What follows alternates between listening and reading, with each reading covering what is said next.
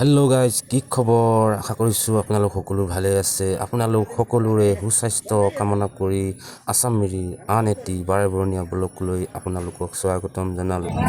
Hello' guys, চাওক জুবিন দাৰ আত্মা সজগতি ল'বৰ কাৰণে চিৰন্তী কাৰণে বোকাখাটৰ আমাৰ এই ৰিক্সাৰ সন্থাৰ ড্ৰাইভাৰসকলে এনেকৈ ধৰণতে ৰেলী কৰিছে। আপোনালোক দেখাইছে সমগ্ৰ দৃশ্যখিনি।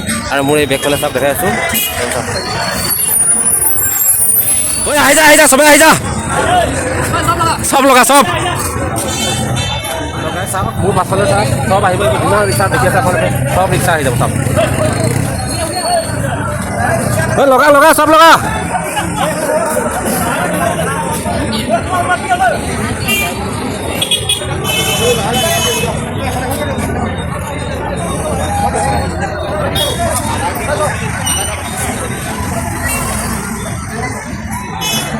গাইজ দেখিছে কিমান দীঘল লাইন। আৰু আপোনালোক মোক দেখাইছোঁ যে পাছফালে চাব, মোৰ পাছফালে চাব। এই পাপে বহি লওক, মজাকৈ বহি লওক। এই গাইজ দেখিছে মোৰ পাছফালে কিমান এই ৰিক্সা আছে। সকলোৱে এইটো ৰেলীত সকলোৱে যোগভৰ দিব। ইমান ধুনীয়াকৈ আপোনালোকে সকলোৱে আহিছে। আপোনালোকে চাওক সমগ্ৰ গাড়ী একেবাৰে কিমান ভিৰ দেখিছে আপোনালোকে। মজাকৈ বহি ল'লে ভাল।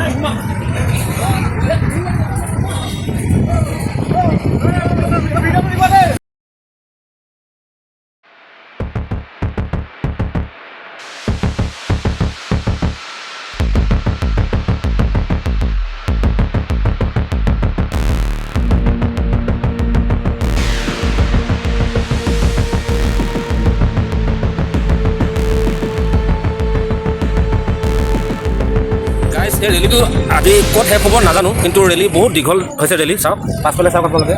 মানে কিমান মানে বোকাখাটত যিমান আপোনাৰ এই ৰিক্সাৰ আছে, এই ৰিক্সাৰ ড্ৰাইভাৰ সন্থা সকলোৱে মিলি আজি এই ৰেলীটো কৰা হৈছে। চাওক বহুত দীঘল লাইন চাওক।